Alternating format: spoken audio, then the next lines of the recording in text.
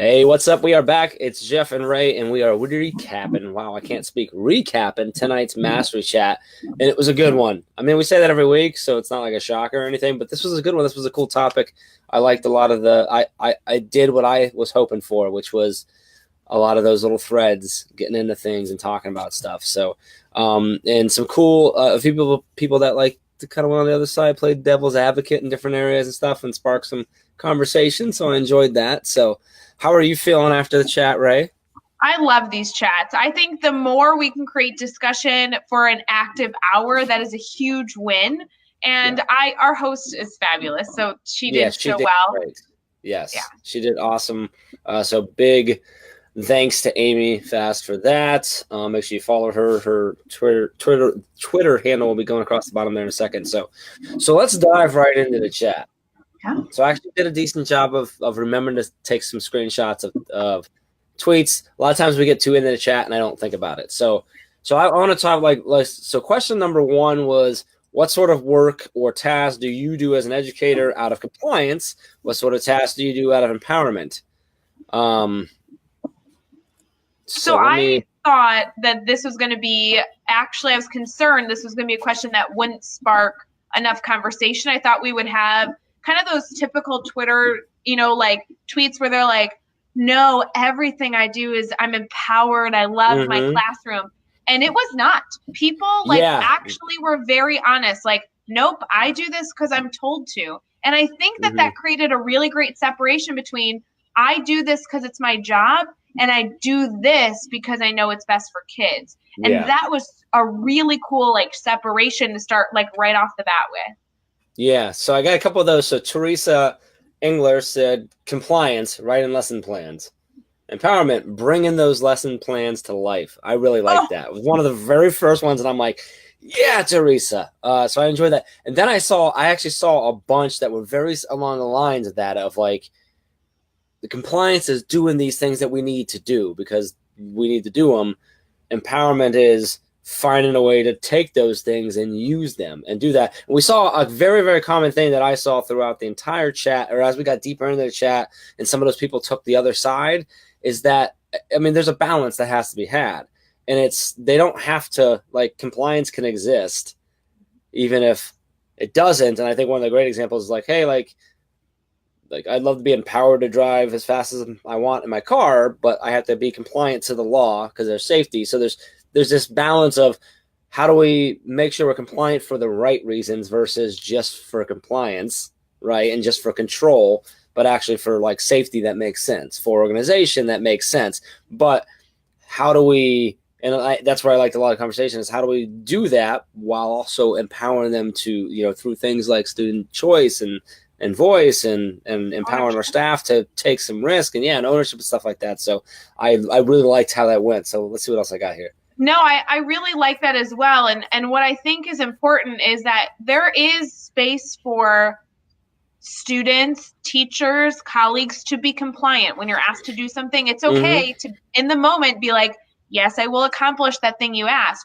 But there is empowerment that can come after that of really finding that purpose. And purpose was a consistent thing I saw continually, whether it be the teacher's why in the classroom or some variation of that really showed I'm actually seeking this out for myself. While it still might be the right thing to do, I now understand why it's the right thing to do.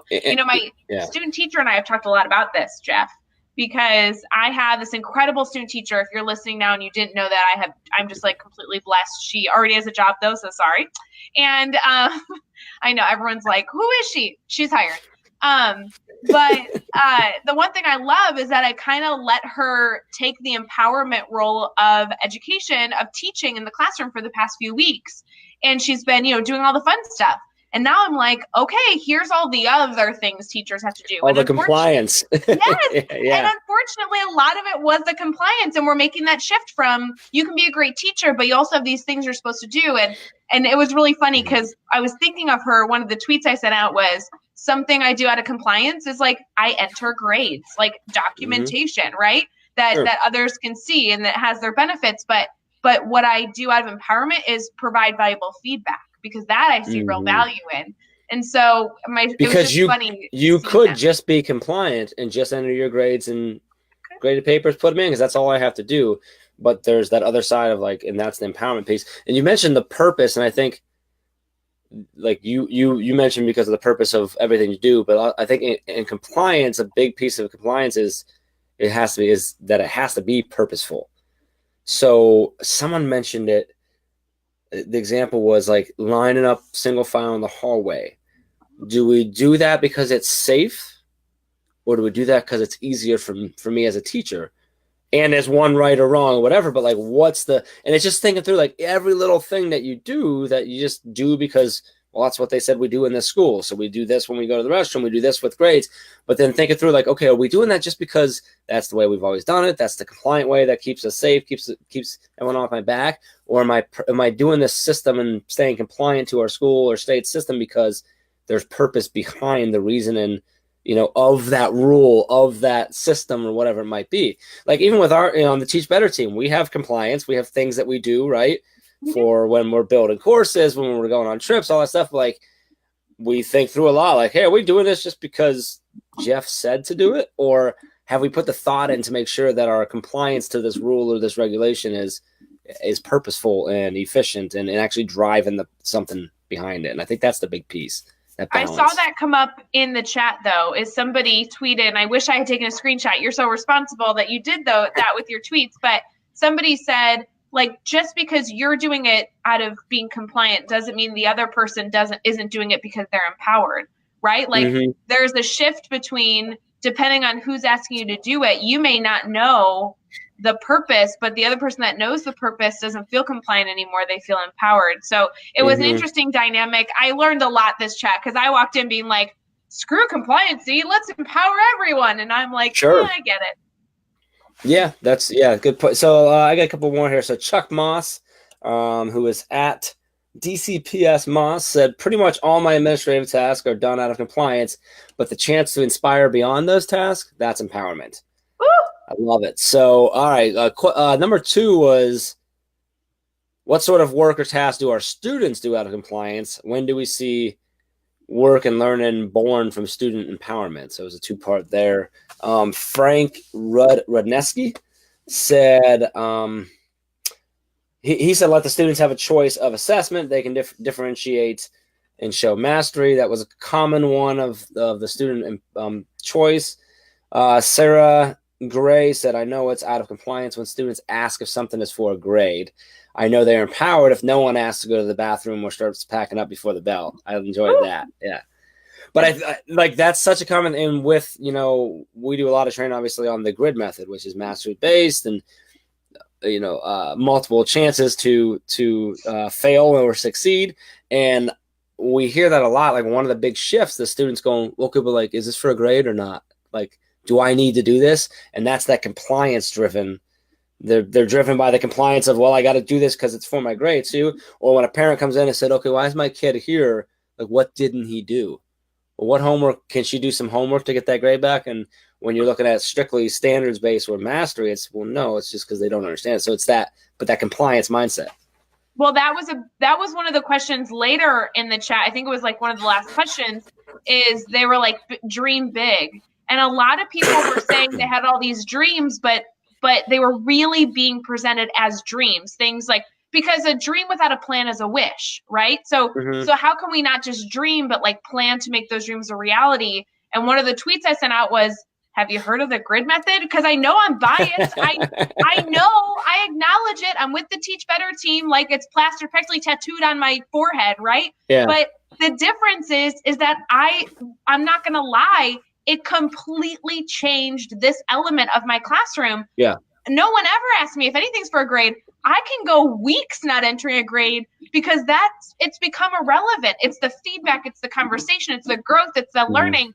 I just was on a parent phone call today asking for a team meeting, and the parent's like, well, Miss Stewart, I feel like you and I know each other really well. And I was like, oh, that's so nice. Why? And she's like, well, I get updated on your classroom daily. My student is very confident and they're able to articulate what they're learning in your class because it's built for them. And I was like, oh, my classroom's built for them. That's cool. Like that's cool. How it should be. Yeah, it should be. Yeah, that's yeah, absolutely. I love it. Number 3 was this one that I think brought up the most, like, kind of back and forth, because it was a situation of, if you were forced to choose just one, would you choose for Yes. students and staff to be compliant or empowered? And I think the thing was, like, almost everyone said empowered, of course. Yeah. And then there were some people who were like, yeah, but like it needs to be a balance, and everyone's like, well, yeah, but the question was if you were forced to. So it's like put yourself in a situation. But that's where a lot of those devil's advocate things came in, which I enjoyed, and that's where a lot of balance is. But I grabbed a couple of those. So Abigail Crane said, empowered, of course. Everyone deserves to feel that their voice will be heard and valued. And through empowerment, real learning occurs, not just for students, but also for the teachers. Jimmy Dunn said empowered teachers and students. I don't think empowered means out of compliance or out of control. Empowered means taking ownership of teaching and learning. Extreme ownership can lead teachers and students to tremendous learning opportunities. I liked what he said there, what Jimmy Dunn said, because he's saying, like, it doesn't have to be in our world, it doesn't have to be one or the other, and it really can't be at this point. But like, empowered means taking the ownership. That doesn't mean that you're non-compliant. They're not opposite. Crazy. Yeah, they're not, and it doesn't have to be a single one way or other. So that was a good one. And Mr. Geraci actually said, compliance will get you nowhere in the future. Creativity and feeling like you are part of something bigger is going to drive our world. And his last line is where I agree with him. He said, all work out of compliance will be irrelevant and done by tech. So he's picturing that future world of, I think he's picturing a lot of those tasks that are just going to be taken like that. So this was Rob Marsh that brought it up and sort of challenged that. He said, this is a really biased question. Isn't it a lot of life compliance? I'd love to drive 100 miles per hour, and no teacher is allowed to give 100% choice. Aren't we really talking a balance between the two, and to what degree? And then that thread came with yeah, dude, but it was just a situation. And he's like, oh, okay, well, empowered, but I'm still gonna. So it was a good conversation. So that's good. Anyway, yeah, moving on. So yeah, your thought on. Hold on. Something's happening. Oh, we lost Jeff, but I look like I'm still live. You are still live. I clicked the button and I bounced out. Jeff. You're back. Am I back? Yeah, you were still live. I clicked the button and I like dropped myself out of it. And whoa, Katie had something to say. Can you read that? Yeah, she said, after seeing tons of great discussion on the topic on Twitter Mastery Chat tonight, I have some new thoughts on the topic. Ownership is a huge component, but I think the big thing students would need to take ownership over is the culture within the classroom. Yes, I couldn't agree more, Katie. I'm going to keep reading, but I want to talk on that. There has to be some sort of order to keep things fluid, productive, but I'm now seeing that it goes deeper than ownership over lessons. One way I give my students ownership over the classroom culture is that I recognize the good we do as a collaborative. Oh, good. And the team combines choices. Yeah. We're in a unit, no doubt, but I know that there's a way I can continually improve in this area. So Katie's really touching on the fact that she's not just transitioning into a mastery classroom, but that there is a balance to not only having ownership and choice, but also structure to make that happen. Which, Jeff, before we went live, I was sharing a message with you I got from a teacher earlier today on Facebook, and that was literally what she said to a T. Mm-hmm. That's so cool. Yeah, well, and talking about the structure, and we've been talking about this the whole time, like that balance, and there's places for it. Like when I think of the grid method, like mastery learning itself, and hey, everyone gets to move at their own pace, and you get multiple attempts, and all this stuff, like, is complete chaos if there's no structure. And I said that to you the first day we met. Yeah, one of the biggest things that we train on, and a huge piece of that method is how do you control that chaos to make it purposeful. Right. So like that's a point of that. So and like Tiffany just said, the structure done well allows for that empowerment. And I think that's the key that a lot of those conversations went to. So Kate, that's like I'm gonna razz her a little bit. Like Katie, like this big, thoughtful, awesome comment there. And she's all worried about what to submit for the conference. Like she's not going to bring awesomeness. stupid. Katie, She- submit a proposal. It's due April 26th. We need you. I want to be able to like share a coffee with you and talk shop and see your session. You just called her stupid. You're like, stupid. Wow, the action is stupid. Go submit your proposal. Be compliant. We've been talking about before. She's been working on stuff, and I'm just like, just send over whatever you've got. Like, you're awesome. So, Katie, we're gonna keep getting on you. Michael's a teacher in New Jersey. He literally emailed me everything he was submitting. He's like, "Can you read this over?" I'm like, "Yes, that's the point." Yeah, put it in the submission. We'll read it over there. So that's great. Eric, yeah, it's kind of something that personalized learning is at its finest. Organized chaos is a sign of empowerment. Yeah, I love that. Like, that's true. And to the point, we tweeted about this, I know as well, but personalized learning, having students have choice, doesn't mean that as the educator, you're necessarily losing control. It doesn't mean that your class has to truly be chaos. I won't lie to you. If you walk in my classroom, you might feel for a moment that it's chaotic because I have 2 students doing one thing, 2 students over there, 1 student over here. I mean, if you walk in, it might feel that way, but they can explain to you just as well as I can what's going on and why it's happening. It's organized chaos. That's the magic of that framework. Yeah, agreed. Yeah, thanks, Katie. Yeah. So let's talk about question number 4, which was, are there any downsides to focus on empowerment over compliance? If we moved from a compliance-based model of education to one that empowered students and staff, what unintended results might follow? Interested in one. I don't know what you put. Did you answer that one with anything? So I was deep in the thread conversation during that one, but I do have a response. I'm interested in hearing whatever tweets you have grabbed from that one. I think I grabbed 2. So Maria Way, which is, I love her handle is Hayways ELA. I don't know why I enjoy that so much, but I do. Hold on real quick. So yeah, Tiffany said, I just talked for hours about personalized learning today at, I know I don't say it right, Mackle, whatever, 19 up in Michigan. Yeah, Tiffany just got back from Michigan from that. Katie says, student choice makes things easier in my experience with it. I would think so too. As long as you have that structure, I think is the key.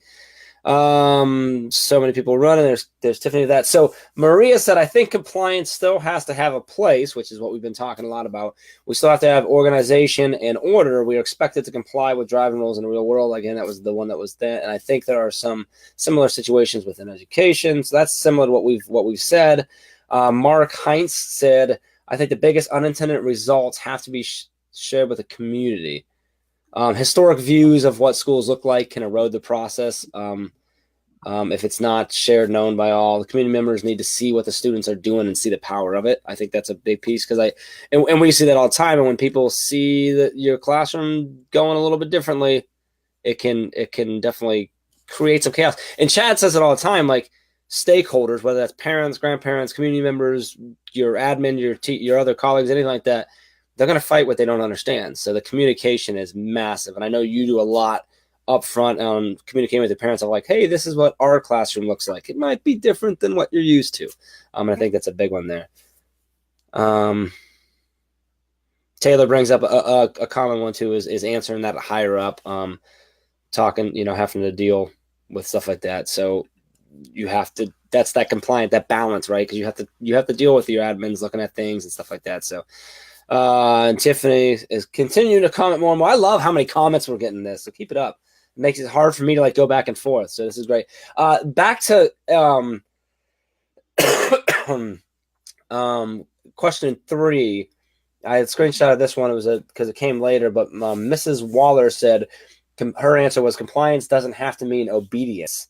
There can be empowerment through respect with compliance, which I really liked how she phrased that. When someone feels respected or certain norms are respected, this can lead to a safe feeling, which opens up the doors to risk taking and other things. And I think that's, again, that structure. And if you have that structure and that respect and stuff that you need in place in order to obviously to actually empower them. But if you have that and the rules and the procedures are purposeful and then respected by everyone, then you have that structure to do it. I mean, so I love it. No, it makes a ton of sense. I have a ton of relationships with students that way. My relationship with my administration's that way. I don't always get privileged to know why certain things need to be done a certain way. And the reality is, if they ask me to do it, I have enough respect for my administration to know that he has Mm-hmm. already considered my best interest and I need to accomplish this task. And I think that translates occasionally to the classroom as well. And we talked about it a ton, but it really has to do with how you're structuring it. I think that's really important. Yeah, and so George Evans brought up a good point, and I don't know if anybody knows George, but George jumps in um almost weekly from Japan, which is awesome because he's doing it like right before he goes to school to teach, which I always enjoy. A lot of times he has to cut out early because he's like getting in early to plan or whatever. But he said he was this was around question 3, but he said, context matters here. It's much easier to say empowerment when there's already a level of compliance that students have. It's much harder to do when that initial compliance is not there. Yeah, when we look at it and say, yeah, empowerment, because you're not thinking about what would your class look like today if all your students were not compliant and there was no rules. Like, so and again, it all comes back to this balance, I think, was the biggest theme tonight, was that things had to be that. Yeah, big shout out to Mr. Overstreet in there having another baby tonight, which I know think I is did. an I did call acceptable him out. reason. He's missed our Twitter chat for like at least a week or two. And he's usually my guy that I go to. We have this like gift battle back and forth. And I tweeted to Tiffany, I was like, where is he? It just seems wrong he's not here. And his response is, at the hospital with baby number 2. I'm like, okay, fine, you win. That's like oh gosh, his name Ray I can't remember his last name. Steinmetz can't come to the conference because he's got his best friend's wedding. Did you see that picture? Yeah, I love it. It was awesome. Did you see my response? What? Did you see my response? I don't know. I thought so. I gave him the gift from Indiana Jones and the Last Crusade when he drinks the wrong cup, and it says you chose poorly because he was choosing his friend's wedding. So if you missed that picture, we're not able to put up right now, but it's like him deciding between one button or the other, and it's like best friend's wedding, really teach well better done. conference. It was really well done. Yeah, really enjoyed it. So, so Nick Duffy brought up one of the challenges is that the broader community may not be ready to see learning that looks untraditional. So even if it is more relevant, so he was like posing another question, like how do you address slow adopters or resistors? Resistance doesn't mean anti, but there will be those who don't see the value or take a while to see the value or don't like the risk and stuff like that. So I think those are all very common things that we see and we talk to a lot of teachers about. Yeah, I was going to say, we talk about this all the time. So I could talk on that topic for another hour and a half on this video, which we don't have the time for. But if you are leading the change because you know it's best for students, you should reach out to one of us. We'd be happy to give you all of the strategies we've used. You can't change people's minds necessarily. It takes time. It doesn't happen overnight or in a flick of a switch, but there are reasons that you are making good choices for students, and we are here to support you in doing that. Yeah. So, yeah, I was just laughing because we see that all the time. Like literally all the time. Question 5 was what barriers get in our way. Mrs. Waller said personal fears to take risks towards breaking away from traditional practices or being a lone wolf to try something new, which is what you were just touching on. Yeah. Can make yourself put a target on yourself. Chad always talks about like when he first started the grid method, it wasn't always great response from his friends.